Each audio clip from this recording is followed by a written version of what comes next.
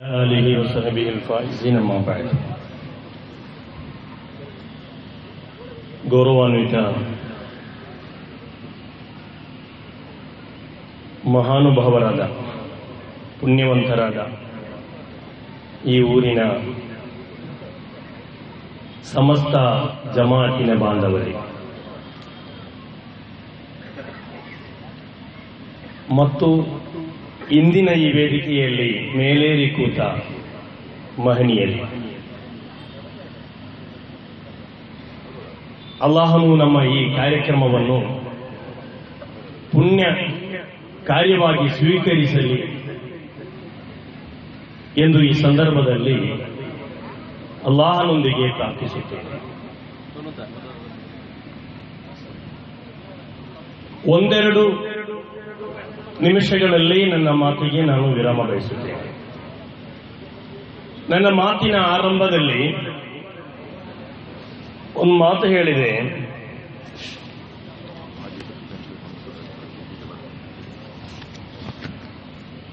ಈ ಊರಿನ ಮಹಾ ಪುಣ್ಯವಂತರೇ ಈ ಜಮಾತಿನವರು ಅಂತ. ಇದು ಯಾಕೆ ನಾನು ಹೇಳಿದೆ ಅಂತ ನಿಮಗೆ ಗೊತ್ತಿರಬಹುದು. ನಮ್ಮ ಹಿಂದಿನ ಈ ಜಮಾತಿನ ಅಧ್ಯಕ್ಷರಾಗಿದ್ದ ಮನ್ಸೂರ್ ಹಾಜಿ ಅವರು ಈ ವೇದಿಕೆಗೆ ಬಂದು ನಮ್ಮೊಂದಿಗೆ ಸೇರಿಕೊಳ್ಬೇಕೆಂದು ಕಳಕಳಿಯಿಂದ ಅವರನ್ನ ಆಹ್ವಾನಿಸುತ್ತಿದ್ದೆ. ಈ ಊರಿನವರು ಪುಣ್ಯವಂತರು ಅಂತ ಹೇಳಿದುದರ ಲಕ್ಷಣವಾಗಿದೆ. ಅತ್ಯಂತ ಸುಂದರವಾದ ಮಸೀದಿ ಪಕ್ಕದಲ್ಲಿ ಸುಂದರವಾದ ಈ ಒಂದು ವಿದ್ಯಾಸಂಸ್ಥೆ, ಇನ್ನು ಇದರ ನಿರ್ವಹಣೆಗೆ ಉಪಯೋಗಕ್ಕೆ ಬರುವಂತಹ MJM ಹಾಲ್. ಈಗ ನಮಗೆ ಸ್ವಲ್ಪ ಕಷ್ಟ ಆಗಿರಬಹುದು, ಆದರೆ ಮುಂದಿನ ಒಂದು ದಿನ ಈ ಊರಿನ ಜಮಾತರು ಹೆಮ್ಮೆ ಪಡುವಂತ, ಬೇಕಾದರೆ ಉಚಿತವಾಗಿಯೇ ಶಿಕ್ಷಣವನ್ನು ಪಡೆಯುವಂತಹ ಬೃಹತ್ತಾದ ಯೋಜನೆಗಳು ಇಲ್ಲಿ ಸಿದ್ಧವಾಗಿದೆ ಅಂತ ಈ ಸಂದರ್ಭದಲ್ಲಿ ನಾನು ಅಲ್ಲಾಹನಿಗೆ ಅಲ್ಹಮ್ದುಲಿಲ್ಲಾ ಶುಕ್ರ್ ಅದ ಮಾಡ್ತಾ ಇದ್ದೆ. ಇನ್ನು ನಮ್ಮ ಈ ಕಾರ್ಯಕ್ರಮದ ವಿಚಾರಕ್ಕೆ ಬಂದರೆ, ನಮ್ಮ ಶಾಸಕರು ಅವರೊಟ್ಟಿಗೆ ಸ್ವಲ್ಪ ಕೋಪ ಬಂದಿತ್ತು ನಮಗೆ. ಕಾರ್ಯಕ್ರಮ ಆಯೋಜನೆ ಮಾಡಿ ಗಲ್ಫಲ್ಲಿದ್ದಾರಲ್ಲ, ನಡು ನೀರಲ್ಲಿ ಬಿಟ್ಟರೋ ಇವರು ಅಂತ ನಾವು ಭಾವಿಸ್ತೀವಿ. ಇಲ್ಲ, ಅವರು ನಮ್ಮನ್ನು ಕೈ ಬಿಡಲ್ಲ, ನಾವು ಅವರನ್ನ ಕೈ ಬಿಡಲ್ಲ, ಇನ್ಶಾ ಅಲ್ಲಾ. ಬಹಳ ಹೆಮ್ಮೆಯ ಒಂದು ವಿಚಾರ. ನಮಾಜ್ ಬಳಿಕ ಹೇಳಿದ್ರು ನೀವು ಪ್ರಾಸ್ತಾವಿಕ ಭಾಷಣ ಮಾಡಬೇಕಿತ್ತು. ನಾನು ಹೇಳಿದೆ, ಕೆಲವೊಂದು ಉತ್ತಮವಾದ ಕಾರ್ಯಕ್ಕೆ ಕೆಲವೊಂದನ್ನ ಬಿಡಬೇಕಾಗುತ್ತೆ ಅಂತ. ತ್ಯಾಗಿ ಆಗ್ಬೇಕು ನಾವು. ಕೆಲವರು ಕೂರೋದಕ್ಕೆ, ಕೆಲವರು ಹೇಳ್ಬೇಕು, ಕೆಲವರು ತಿನ್ನೋದಕ್ಕೆ, ಹಸಿವು ನೀಗೋದಕ್ಕೆ ಕೆಲವರು ಹಸಿಬೇಕು. ಅದು ತ್ಯಾಗದ ಮಹೋನ್ನತವಾದ ಅಧ್ಯಾಯ. ಪವಿತ್ರ ಕುರ್ಆನ್ ನಲ್ಲಿ ಲನ್ ತನಾಲುಲ್ ಬಿರ್ರ ಹತ್ತಾ ತುಂಫಿಕು ಮಿಮ್ಮಾ ತುಹಿಬ್ಬೂನ್, ಅತ್ಯಂತ ಇಷ್ಟವಾಗಿರುವ ಕಾರ್ಯವನ್ನ ಬೇರೆಯವರಿಗೆ ತ್ಯಾಗ ಮಾಡಬೇಕು ಅನ್ನೋದು ಪವಿತ್ರ ಕುರ್ಆನ್. ಅದನ್ನ ಮಾಡಿ ತೋರಿಸಿದ ಚರಿತ್ರೆ, ಇತಿಹಾಸ ಇರುವಂತಹ ಇಸ್ಲಾಂ. ವಯುಕ್ತಿರೂನ ಅಲಾ ಅನ್ಫುಸಿಹಿಂ ವಲೌ ಕಾನ ಬಿಹಿಂ ಖಸಾಸ. ಮನೆಯಲ್ಲಿ ಮಕ್ಕಳನ್ನ ಆರಾಮವಾಗಿ ಹಸಿದ ಮಕ್ಕಳಿಗೆ ರೊಟ್ಟಿಯ ತುಂಡನ್ನ ಕೊಡದೆ, ಅತಿಥಿಯಾಗಿ ಬಂದವರಿಗೆ ಮಕ್ಕಳ ಬಾಯಿಂದ ರೊಟ್ಟಿಯನ್ನ ಕಸಿದು ಅತಿಥಿಗೆ ಕೊಟ್ಟಂತಹ ಮಹೋನ್ನತವಾದ ಉದಾತ್ತವಾದ ಸಂಸ್ಕಾರವನ್ನ ತೋರಿಕೊಟ್ಟದ್ದು ಹಬೀಬು ಮುಹಮ್ಮದ್ ರಸೂಲುಲ್ಲಾಹಿ ಸಲ್ಲಲ್ಲಾಹು ಅಲೈಹಿ ವಸಲ್ಲಂ ರವರ ಅನುಯಾಯಿಗಳು.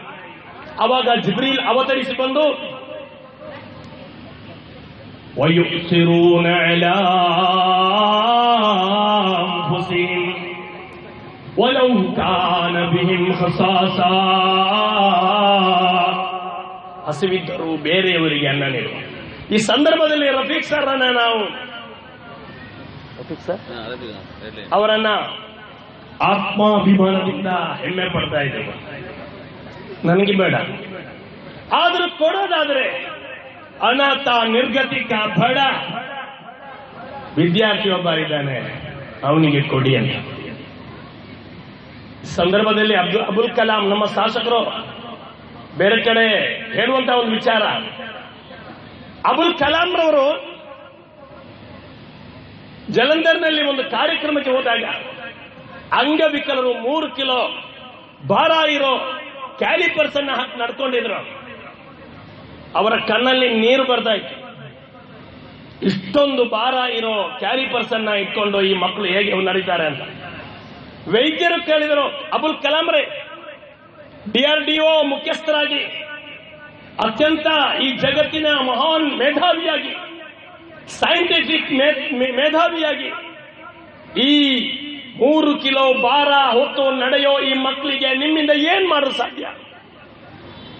ಆವಾಗ ಅಬುಲ್ ಕಲಾಂ ರವರು ನೇರವಾಗಿ DRDO ಆಫೀಸ್ಗೆ ತೆರಳಿ ತನ್ನ ಸೈಂಟಿಫಿಕ್ ಸಹಚರರೊಂದಿಗೆ ಸೇರ್ಕೊಂಡು ವಿಶೇಷವಾದ ಪದಾರ್ಥದಿಂದ 300 ಗ್ರಾಂ ಮಾತ್ರ ಭಾರವಿರುವ ಕ್ಯಾಲಿಪರ್ಸ್ ಅನ್ನ ತಯಾರು ಮಾಡಿ ಸಿದ್ಧ ಮಾಡಿ ಅಲ್ಲಿಯ ಮಕ್ಕಳಿಗೆ ಕೊಟ್ಟಾಗ ಆ ಮಕ್ಕಳು 3 ಕಿಲೋ ಭಾರವನ್ನ ಕಮ್ಮಿ ಮಾಡಿ 300 ಗ್ರಾಂ ಮಾತ್ರ ಭಾರವಿರುವಂತಹ ವಿಶೇಷ ಪದಾರ್ಥದಿಂದ ತಯಾರಿಸಲ್ಪಟ್ಟ ಆ ಕ್ಯಾಲಿಪರ್ಸ್ ಅನ್ನ ಹಾಕೊಂಡು ನಡೆದಾಗುವಾಗ ಆ ಮಕ್ಕಳ ಮುಖದಲ್ಲಿ ಸಂತಸ, ನಗು ಬಂದಾಗ ಆ ಮಕ್ಕಳ ತಾಯಂದಿರ ಮನಸ್ಸಿನಲ್ಲಿ, ಕಣ್ಣಲ್ಲಿ ಕಣ್ಣೀರು ಬಂದಾಗ ಅಬುಲ್ ಕಲಾಂ ರವರ ಕಣ್ಣಲ್ಲಿ ಒಂದು ಹನಿ ಕಣ್ಣೀರು. ಜನ ಕೇಳಿದರು, ಅಬುಲ್ ಕಲಾಂ ರೇ, ನಿಮ್ಗೆ ಅತ್ಯಂತ ಹೆಮ್ಮೆ ತರುವಂತಹ ಜೀವನದ ಸಾರ್ಥಕ ಕ್ಷಣ ಯಾವುದು ಅಂತ. ಆವಾಗ ಅಬುಲ್ ಕಲಾಂ ಹೇಳಿದ್ದು, ನಾನು ರಾಷ್ಟ್ರಪತಿ ಆಗಿದ್ದಲ್ಲ, ವಿಜ್ಞಾನಿಯಾಗಿದ್ದಲ್ಲ, ಆ ಮಕ್ಕಳ ಸಂತಸ ಅವರ ಮುಖದಲ್ಲಿ ಕಂಡಾಗ, ಆ ಮಕ್ಕಳ ತಾಯಂದಿರ ಕಣ್ಣಲ್ಲಿ ಸಂತಸದ ಆ ಹನಿ ನೀರು, ಕಣ್ಣೀರು ಕಂಡಾಗ ಅದುವೇ ನನ್ನ ಸಾರ್ಥಕದ ಕ್ಷಣ ಅಂತ ಅಬುಲ್ ಕಲಾಂ ಹೇಳಿದ್ರೆ ಖಂಡಿತವಾಗಿ ಇದು ಬದುಕಿನಲ್ಲಿ ನಾವು ಅಳವಡಿಸಿಕೊಳ್ಬೇಕಾದಂತಹ ಅನಿವಾರ್ಯತೆ ಇದೆ. ನಾವು ಚಿಂತನೆ ಮಾಡಬೇಕಾಗಿದೆ. ನಾವು ಫಲವನ್ನು ಪಡ್ಕೊಂಡಿದ್ದೇವೆ, ನಾವು ಕೊಟ್ಟದ್ದೇನು? ನಮ್ಮ ಮೊಯ್ದೀನ್ ಬಾವಾ MLA ಶಾಸಕರು ಅವರ ಉತ್ಸಾಹ, ಇಂದಿನ ದಿನ ಅವರಿಂದಾದ ಈ ಜಮಾತಿಗಾದಂತಹ ಇಂದಿನ ದಿನ ನಾವೆಲ್ಲರೂ ನಿದ್ದೆ ಬಿಟ್ಟು ಸಂತಸ ಪಡಬೇಕಾದಂತಹ ಒಂದಿನ. ನಾನು ಜಾಸ್ತಿ ಮಾತನಾಡೋದಿಲ್ಲ.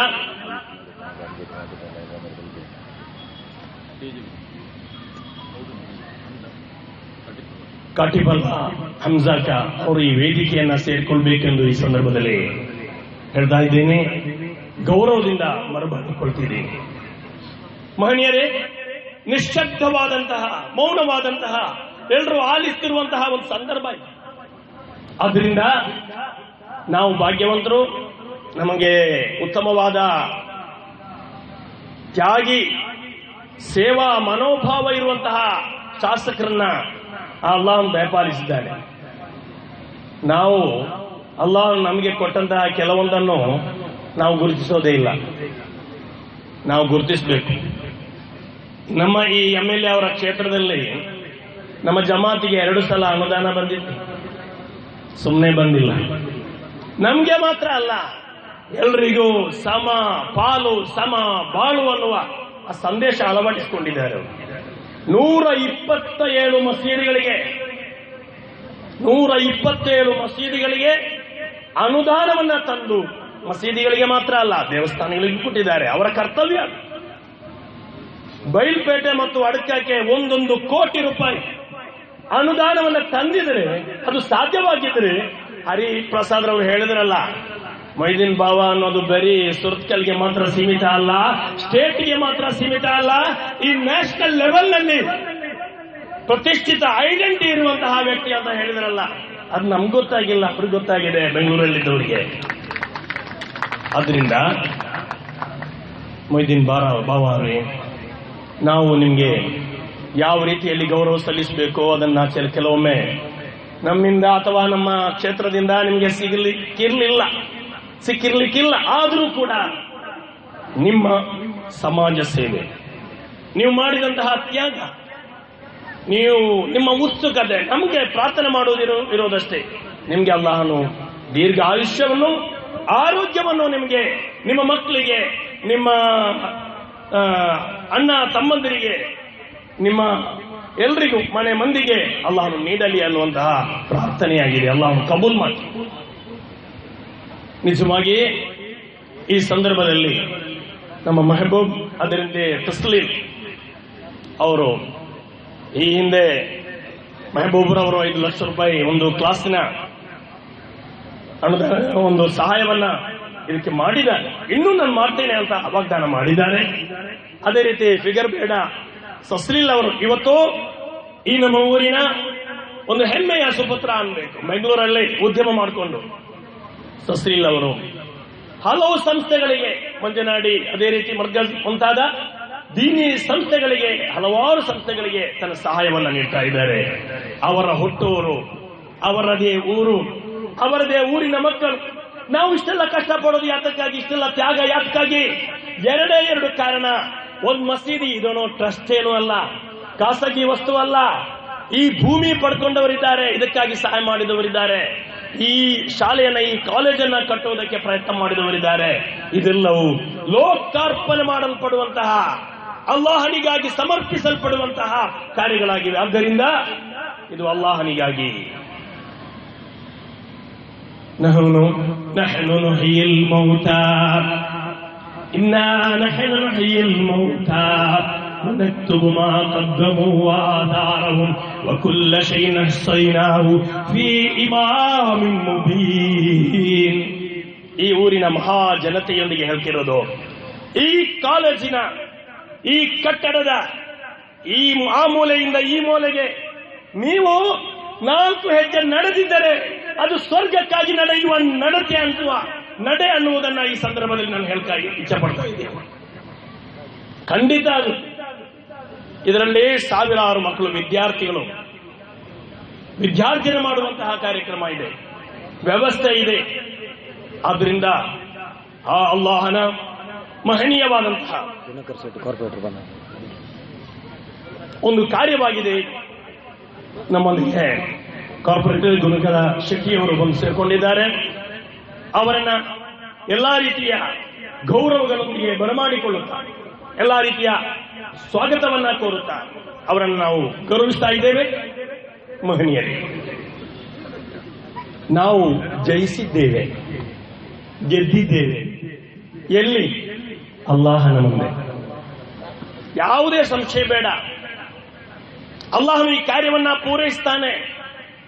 ಪ್ರತಿ ಹೆಜ್ಜೆಗಳನ್ನ ಗುರುತಿಸಿದ್ದಾನೆ.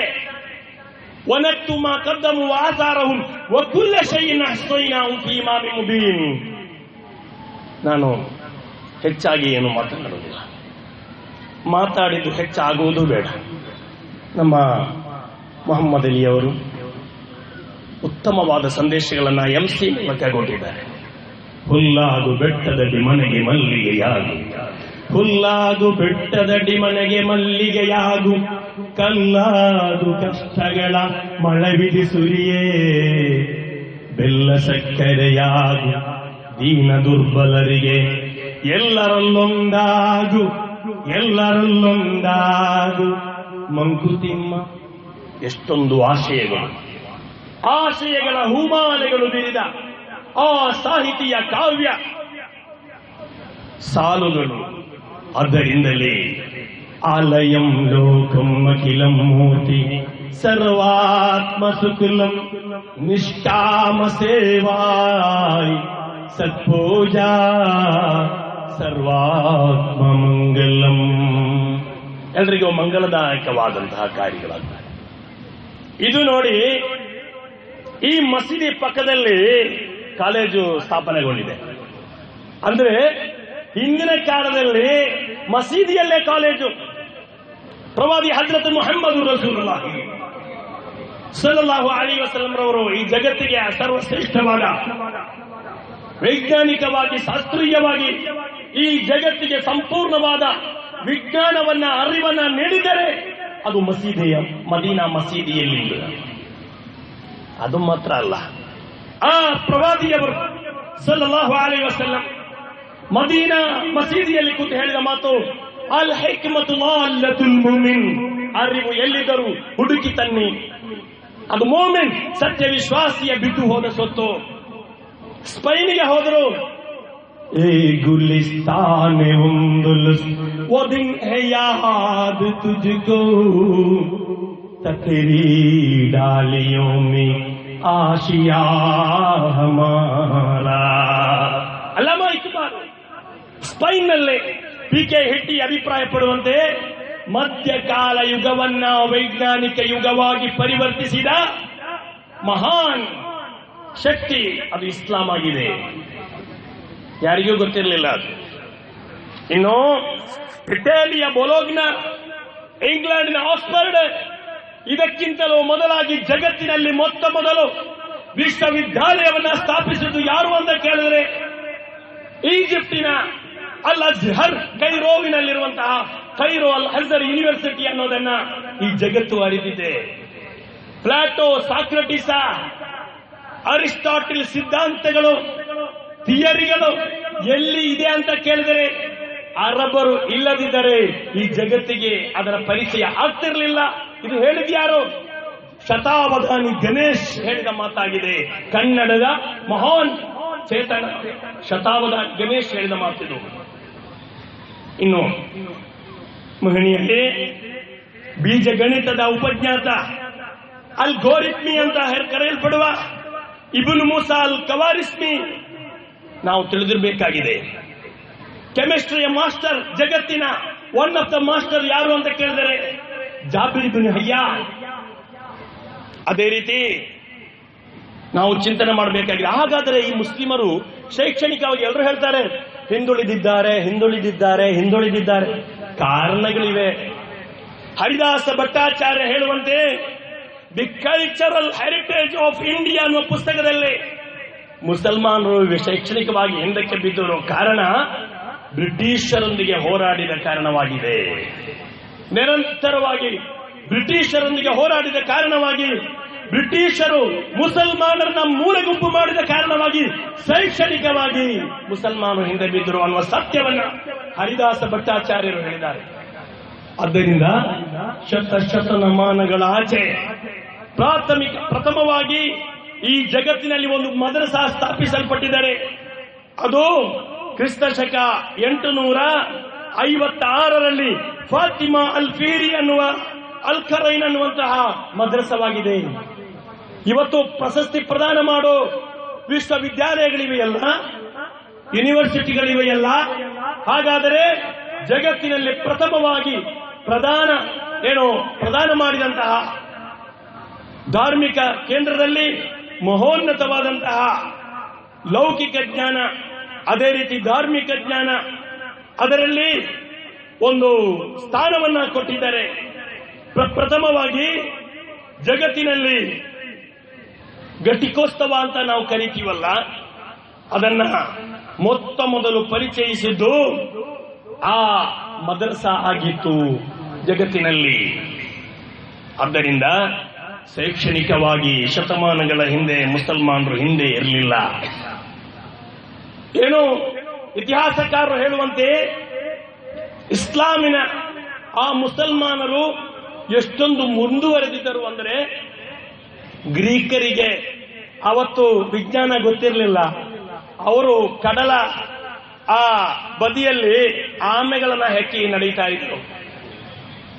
ಆವಾಗ ಮುಸಲ್ಮಾನರು ಖಗೋಳ ಜ್ಞಾನದ ಬಗ್ಗೆ ಸಂಶೋಧನೆಯನ್ನ ಮಾಡ್ತಾ ಇದ್ರು.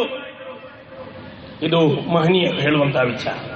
ಆದ್ದರಿಂದ ಇವಾಗ ನಾನು ಈ ಸಂದರ್ಭದಲ್ಲಿ ಎರಡು ಮಾತು. ಒಂದು, ಶೈಕ್ಷಣಿಕವಾಗಿ ನಾವು ಮೇಲೆ ಬರಬೇಕು.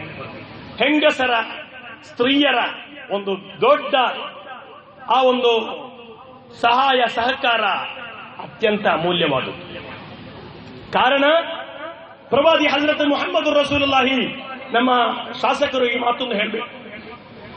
ಪ್ರವಾದಿ ಸಲ್ಲಲ್ಲಾಹು ಅಲೈಹಿ ವಸಲ್ಲಂ ಈ ಜಗತ್ತನ್ನ ಬದಲಿಸುವುದಕ್ಕೋಸ್ಕರ ಇಕ್ರಾಯಿನ ಸಂದೇಶವನ್ನ ಕೊಟ್ಟಾಗ, ಜಿಬ್ರೀಲ್ ಅಲೈಹಿಸ್ಸಲಾಂ ಬಂದು ಇಸ್ಲಾಮಿನ ಸಂದೇಶವನ್ನ, ಇಸ್ಲಾಮಿನ ಓದು ಅನ್ನುವ 2 ಅಕ್ಷರದ ಸಂದೇಶವನ್ನು ಕೊಟ್ಟಾಗ ಪ್ರವಾದಿಯವರು ನಡುಗಿ ಹೋದರು, ಬೆವರಿ ಹೋದರು. ಮನೆಯಲ್ಲಿ ಬಂದು ಮಡದಿಯೊಂದಿಗೆ ನನಗೆ ಹೊದಿಯಕ್ಕೆ ಬಟ್ಟೆ ಕೊಡು ಅಂದ್ರು. ಜಮ್ಮೀಲುನಿ. ಆವಾಗ ಧೈರ್ಯ ಕೊಟ್ಟದ್ದು ಹೆಂಗಸಾಗಿತ್ತು, ಖದೀಜಾ ರಲಿಯಲ್ಲಾಹು ತಆಲಾ ಅನ್ಹಾ. ಇಡೀ ಜಗತ್ತಿನ ಪರಿವರ್ತನೆಗೆ ಪ್ರವಾದಿಯವರಿಗೆ ಶಕ್ತಿಯಾಗಿ ನಿಂತದ್ದು, ಬೆನ್ನೆಲುಬಾಗಿ ನಿಂತದ್ದು ಖದೀಜಾ ಬಿಬಿ ರಲಿಯಲ್ಲಾಹು ತಆಲಾ ಅನ್ಹಾ ಆಗಿದ್ದರು. ಜ್ಯೋತಿ ಬಾಪುಲೆ ಮಹಾತ್ಮ ಅಂತ ನಮ್ಮ ಹರಿಪ್ರಸಾದರು ಹೇಳಿದರು. ಗಾಂಧೀಜಿಗೆ ಮೊದಲು ಜ್ಯೋತಿ ಬಾಪುಲೆ ಮಹಾತ್ಮ ಅಂತ. ಜಗತ್ತಿಗೆ ದೊಡ್ಡ ಮಹಾತ್ಮ ಪ್ರವಾದಿ ಹಜರತ್ ಮುಹಮ್ಮದ್ ರಸೂಲುಲ್ಲಾಹಿ ಸಲ್ಲಲ್ಲಾಹು ಅಲೈಹಿ ವಸಲ್ಲಂ ಆವತ್ತು ಎಷ್ಟು 1400 ವರ್ಷಗಳ ಹಿಂದೆ ಹೇಳಿದ ಮಾತು, ತೊಲಬುಲ್ ಇಲ್ಮಿ ಫರೀಯದತುನ್ ಅಲಾ ಕುಲ್ಲಿ ಮುಸ್ಲಿಮತಿನ್ ವ ಮುಸ್ಲಿಮಿನ್ ವ ಮುಸ್ಲಿಮತ್. ಎಲ್ಲ ಗಂಡಸರಿಗೂ ಹೆಂಗಸರಿಗೂ ಕಡ್ಡಾಯ ಶಿಕ್ಷಣ ಅಂತ ಘೋಷಣೆ ಮಾಡಿದ ಮಹಾನ್ ಪ್ರವಾದಿ ಹಜರತ್ ಮುಹಮ್ಮದ್ ರಸೂಲುಲ್ಲಾಹಿ, ಮಹಾತ್ಮರ ಮಹಾತ್ಮ. ಯಾರನ್ನೋ ಮಹಾತ್ಮ ಅಂತಾರೋ ಆ ಮಹಾತ್ಮರ ಮಹಾತ್ಮ ಆಗಿದ್ದಾರೆ ಪ್ರವಾದಿ ಸಲ್ಲಲ್ಲಾಹು ಅಲೈಹಿ ವಸಲ್ಲಂ. ಲಕ್ಕದ್ ಕಾನ ಲಕುಂ ಫೀ ರಸೂಲಿಲ್ಲಾಹಿ ಉಸ್ವತುನ್ ಹಸನ. ಈ ಸಂದರ್ಭದಲ್ಲಿ ನನ್ನ ಮಾತನ್ನ ಕೊನೆಗೊಳಿಸುವಾಗ, ಮಸೀದಿ ಪಕ್ಕದಲ್ಲೇ ಶೈಕ್ಷಣಿಕ ಕೇಂದ್ರ ಬೆಳೆಯುತ್ತಾ ಇದೆ. ಇದನ್ನ ತಡೆದು ನಿಲ್ಲಿಸುವುದಕ್ಕೆ ಅಥವಾ ಇದನ್ನ ಕುಂಠಿತ ಮಾಡುವುದಕ್ಕೆ ಯಾರೂ ಇಷ್ಟಪಡಲಾರರು. ಎಲ್ಲರ ದುವಾ ಇದೆ, ಇದು ಬೆಳೆಯುತ್ತದೆ ಖಂಡಿತ. ನಾವು ಇರ್ತೇವೋ ಇಲ್ಲವೋ ಗೊತ್ತಿಲ್ಲ, ಆದರೂ ಈ ಊರು ಬೆಳೆಯುತ್ತದೆ, ಈ ಶೈಕ್ಷಣಿಕ ಕ್ರಾಂತಿ ಮುಂದುವರಿಯುತ್ತದೆ. ಇಂದಿನ ಹಲವಾರು ಸಾಹಸಿಗರು ಅವರು ಹೊರಟು ಹೋಗುವಾಗ ಉದಾತ್ತವಾದ ಸಂದೇಶವನ್ನ ಬಿಟ್ಟು ಹೋಗಿದ್ದಾರೆ. ಆ ಒಂದು ಸಂದೇಶವಾಗಲಿ, ಸಾಧನೆ ಶಾಶ್ವತ, ಬದುಕು ನಶ್ವರ ಅನ್ನುವುದೇ ನಮ್ಮ ಧ್ಯೇಯ. ಆದ್ದರಿಂದ ಮತ್ತೊಂದು ವಿಚಾರ ನಾನು ಈ ಸಂದರ್ಭದಲ್ಲಿ ಗುಣಕರ ಶಕಿಯವರು ನಮ್ಮ ಜೊತೆ ಇದ್ದಾರೆ, ಹೇಳ್ತಾ ಇದ್ದೇನೆ. ಅದೇನೆಂದರೆ, ರಾಮಚರಿತ ಮಾನಸ ಅನ್ನುವಂತಹ ಶ್ರೀರಾಮ ಭಕ್ತ ತುಳಸಿದಾಸ ಬರೆದ ಆ ದೊಡ್ಡ ಗ್ರಂಥ, ರಾಮ ಭಕ್ತ ಬರೆದ ಗ್ರಂಥ, ಅದು ಮಸೀದಿಯ ಪಕ್ಕದಲ್ಲಿ ಕೂತು ಬರೆದ ಗ್ರಂಥವಾಗಿದೆ. ಚರಿತ್ರೆಯ ಇತಿಹಾಸದ ಪುಟದಲ್ಲಿ ಅಂದ್ರೆ ಮುಸಲ್ಮಾನರು ಹಿಂದೂಗಳು ಒಂದೊಂದಾಗಿ ಅನ್ಯೋನ್ಯತೆಯಿಂದ ಸಾಗಿದ ಮಹೋನ್ನತವಾದ ಉದಾತ್ತವಾದ ಸಂಸ್ಕೃತಿ, ಈ ಮಣ್ಣಿನ ಗುಣ, ಅದನ್ನ ಇಲ್ಲವಾಗಿಸಲು ಯಾರಿಗಲೂ ಸಾಧ್ಯ ಇಲ್ಲ. ಒಟ್ಟೊಟ್ಟಿಗೆ ಒಂದೊಂದಾಗಿ ಸಾಗುವುದು. ಒಳಿಯಂಗೋಡು ಉಮರ್ ಕಾಲ್ವಿ ರಲಿಯಲ್ಲಾಹು ತಆಲಾ ಅನ್ಹು ಮದೀನಾ ರೌಲಾ ಶರೀಫಿಗೆ ಹೋದಾಗ, ಯಾ ಕಿರ್ರಮಲ್ ಕುರ್ರಮ ಅಂತ ಪ್ರಾರ್ಥನೆ ಮಾಡಿದಾಗ ರೌಲಾ ಶರೀಫಿನ ಬಾಗಿಲುಗಳು ತೆರೆದುಕೊಂಡಿತು. ಅಂತಹ ಮಹಾನುಭಾವರು ತನ್ನ ಮನೆಯ ಪಕ್ಕದಲ್ಲಿ ಒಂದು ಮಸೀದಿ ಕಟ್ಟಲು ಹಿಂದೂ ಬಾಂಧವನಿಗೆ ಹೇಳಿದರು, ಆಚಾರಿ ಜೋಯಿ ಅಂತ ನನಗೊಂದು ಮಸೀದಿ ಕಟ್ಟಿಕೊಡು ಅಂತ. ಕಟ್ಟಿಕೊಟ್ರು. ಮಸೀದಿ ಕಟ್ಟಿಕೊಟ್ಟದಕ್ಕೆ ವೆಳಿಯಂಗೋಡು ಕಾಲ್ವಿ ಉಮರ್ ಕಾಲ್ವಿ ರಹಮತುಲ್ಲಾಹಿ ಅಲೈಹಿ ಅವರಿಗೆ ತನ್ನ ಮನೆತನದ ಒಂದಿಷ್ಟು ಭೂಮಿಯ ಭಾಗವನ್ನ ಹಂಚಿಕೊಟ್ರು ಕೊಡುಗೆಯಾಗಿ. ಆ ಆಚಾರಿ ಜೋಯಿ ಅನ್ನುವ ವ್ಯಕ್ತಿ ಆ ಭೂಮಿಯಲ್ಲಿ ಕಟ್ಟಿದ್ದೇನು ಗೊತ್ತೇ, ಅದು ದೇವಸ್ಥಾನವಾಗಿತ್ತು. ಪರಸ್ಪರ ಅನ್ಯೋನ್ಯತೆ, ಪರಸ್ಪರ ಸಂಬಂಧ. ಈ ಜಾತಿ ವೈಷಮ್ಯ, ಜಾತೀಯತೆ ಯಾವಾಗ ಬಂದದ್ದು? ಜಾತಿಯ ಕಲಹ, ದೊಂಬಿಯ ಸಾಕು, ಕೆರಿಯ ಗೋರಿಯ ಒಳಗಿನ ನೋವು, ಧರ್ಮದ ದೇವತೆ ಬಂದಿತು ಮೆಲ್ಲ, ಕಾಣಲು ಮಾನವ ಕುಲವೇ ಇಲ್ಲ. ಧರ್ಮಗಳು ಕಚ್ಚಾಡಲ್ಲ, ಜಾತಿಗಳು ಕಚ್ಚಾಡೋದಿಲ್ಲ. ಯಾರೋ ಕಚ್ಚಾಡಿಸ್ತಾರೆ ಅಷ್ಟೇ, ಯಾರಿಗಾಗಿಯೋ ಯಾವುದಕ್ಕಾಗಿಯೋ ಕಚ್ಚಾಡಿಸ್ತಾರೆ. ಆದ್ದರಿಂದ ಪರಸ್ಪರ ಒಂದಾಗಿ, ಪರಸ್ಪರ ಭಾವನೆಗಳು ಒಂದಾಗಿ. ಅಯ್ಯಪ್ಪ ಸ್ವಾಮಿಯ ಪಕ್ಕದಲ್ಲಿ ವಾವರು ವಲಿಯುಲ್ಲಾಹಿ ಇದ್ದರೆ ಅವರು ಪರಸ್ಪರ ಸ್ನೇಹಿತರಾಗಿದ್ದಾರೆ. ಖಾಜಾ ಮುಜಿಸ್ತಿಲ್ ಅಜ್ಮೀರಿ ಕದ್ದಸಲ್ಲಾಹು ಸಿರ್ರುಲ್ ಅಜೀಜ್ ಈ ದೇಶಕ್ಕೆ ಬಂದರು, ಜೋಲಿಗೆ ಹಾಕೊಂಡು ಆ ಸಾಮ್ರಾಜ್ಯವನ್ನ ಸ್ಥಾಪಿಸಿದರು. 800 ವರ್ಷಗಳ ಕಾಲ ಆಳಿದರು ಮುಸಲ್ಮಾನರು. ಪರಸ್ಪರ ಜಾತಿಗಳು ಕಾಣಲೇ ಇಲ್ಲ. 1900 ನಂತರ ಏನೋ ಒಂದು ಬದಲಾವಣೆ. ನಾವು ಒಂದು ವಿಚಾರ ಮನವರಿಕೆ ಮಾಡಬೇಕು, ಅಲ್ಲಿ ಹಾಗಾಯ್ತು, ಇಲ್ಲಿ ಹೀಗಾಯ್ತು, ಅವರಿಗೆ ತೊಂದರೆ ಆಯ್ತು, ಒಂದೆರಡು ಘಟನೆಗಳಿರಬಹುದು. ಆದರೆ ಪರಸ್ಪರ ಹಿಂದೂಗಳು ಮುಸಲ್ಮಾನರು ಬೆರೆತು ನೂರಾರು ಮಂದಿ ಇಲ್ಲಿ ಬದುಕುತ್ತಿದ್ದಾರೆ ಅನ್ನೋದನ್ನ ನಾವು ಅರ್ಥ ಮಾಡಿಕೊಳ್ಬೇಕಾಗಿದೆ. ಅದನ್ನು ನಾವು ಅರ್ಥ ಮಾಡಿಕೊಳ್ಳೋದಿಲ್ಲ. ಕನ್ಯಾಕುಮಾರಿಯಿಂದ, ಕಾಶ್ಮೀರದಿಂದ ಕನ್ಯಾಕುಮಾರಿ ತನಕ ಪರಸ್ಪರ ಬಾಂಧವ್ಯದಿಂದ ನೂರಾರು ಕುಟುಂಬಗಳು ಬದುಕುತ್ತಾ ಇದೆ ಇಲ್ಲಿ ಈ ದೇಶದಲ್ಲಿ, ಈ ಮಣ್ಣಲ್ಲಿ. ಅದನ್ನ ನಾವು ಕಾಣಬೇಕಾಗಿದೆ.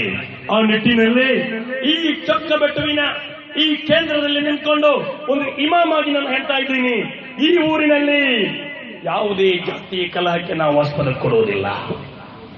ಇಲ್ಲಿ ಸೌಹಾರ್ದತೆ, ಶಾಂತಿ, ಸಮಾಧಾನ ಅದಾಗಿದೆ ನಮ್ಮ ಧ್ಯೇಯ, ಅದಾಗಿದೆ ಈ ಮಣ್ಣಿನ ಗುಣ. ಪರಸ್ಪರ ಸೇವಾ ಮನೋಭಾವ, ಬದುಕಿನ ಬೆಲೆ ಸಲ್ಲಿಸಬೇಕು, ಬಿಡುಗಡೆಯ ಬೆಲೆ ಸಲ್ಲಿಸಬೇಕು, ಒಲವಿನ ಬೆಲೆ ಸಲ್ಲಿಸಬೇಕು, ಚೆಲುವಿನ ಬೆಲೆ ಸಲ್ಲಿಸಬೇಕು.